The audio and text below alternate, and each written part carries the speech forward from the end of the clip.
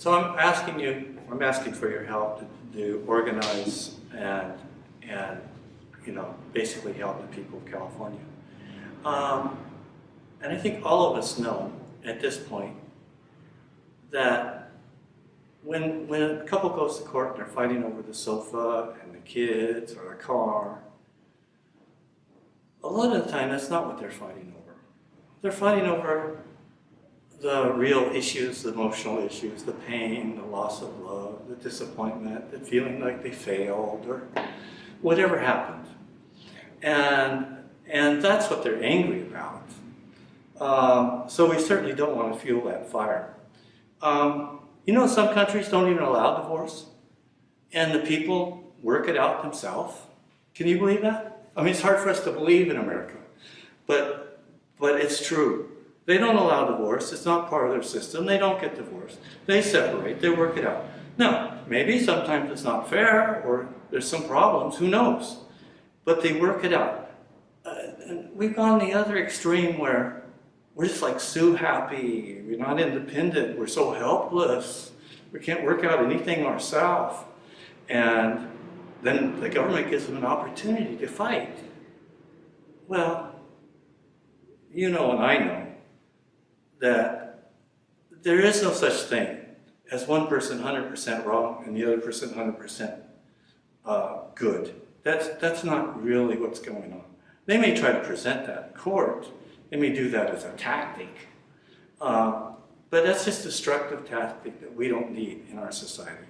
That's court manipulation that needs to be thrown out and become part of legal history.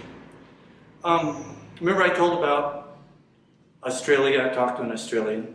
He said after 12 months they can file online. It's always granted, as long as they're separated for 12 years. And then they have a full gamut of social services for mediation, food, finance, help with the kids, whatever. The full services. I don't know if Australia charges anything for those services. And it's not like the rich people get one type of divorce and the middle class get another type of divorce and the poor get nothing, the poor get no help. And let's make it equal.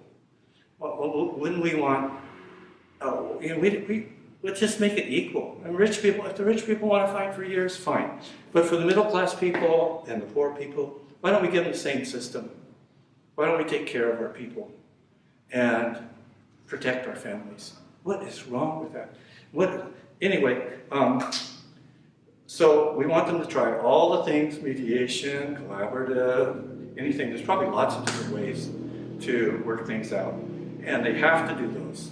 They're mandated to do those before they're allowed to do a contested divorce. And they have to have, like I said, cooling off period, 2 or 3 years. We want divorce not to be a business opportunity. We want to copy more civilized, advanced, sophisticated countries with how they do it. We want to just throw this thing out of one bad spouse, good spouse. Throw that out of society. That's not what we need. It hurts the children, hurts the family. I got bad qualities. So does everybody else. We all have bad qualities. Let's not take them in the court, put fertilizer on them and grow them. That's ridiculous.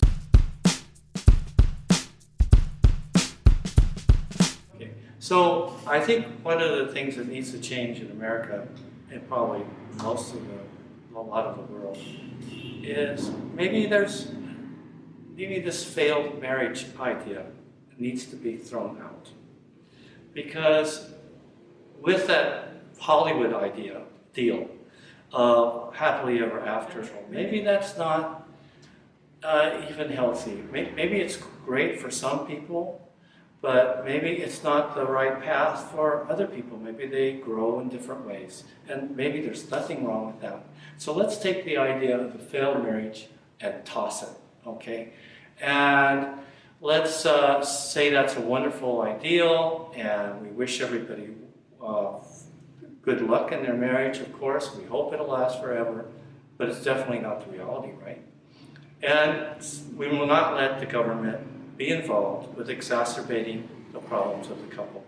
They will not be allowed, the court system will not be allowed to stir the pot of animosity. And there will be avenues for healing, maybe reconciliation. Certainly if you have a friendly separation, you have a higher chance of reconciliation. It's going to be very, very good news for the church system. All the churches in America would certainly like to see a friendly divorce. Maybe more of the people would come together. I'm not really addressing that. I'm just saying this is reality. We have a high divorce rate. Let's make it kind. We've got the young people not getting married anymore. Let's clean it up. And everyone knows something is seriously wrong with our divorce system. How many wounded people have you met? And you ask them, what has hurt you more? The divorce system, going to court, and the fighting, or the separation itself? All right, is it a time for civilization to prevail over profits? Is that too much to ask? When I was in court 4.5 years, like I said, one guy I met was 6 years, 8 years. What the heck? Anyway, you can't stop it once it starts. So, you should have seen the way the opposition blew away the mediation. There's no teeth in the mediation. They have a conniving way of getting around it. They know how to work the system. So there's a required mediation every year or something. So they blew that one away. Just blew it off. Anyway, regardless of that, all the sneakiness, I don't know the legal system, but the sneakiness was disgusting. My description, what I was going to say, was there's a new type of crime, and we all know about it, but I got a name for it now. It's called court crime. So we have crime outside of the courtroom, and then we have crime in the courtroom. So I don't know if anybody's coined that, but that's my term.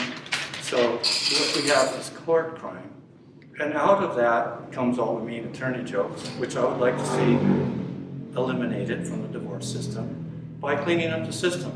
Not blaming attorneys, but look at the system itself and saying, we're going to run a clean ship. We're going to run something that's kinder and saner and does not take advantage of people's emotional vulnerability and basically hurt the family. So that's going to come to an end. Thank you.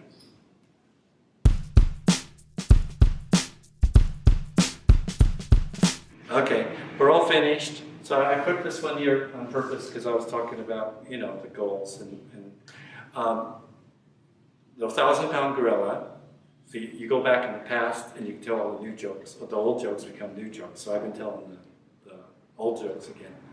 Where does the 1,000-pound gorilla sleep at night? Anywhere he wants to.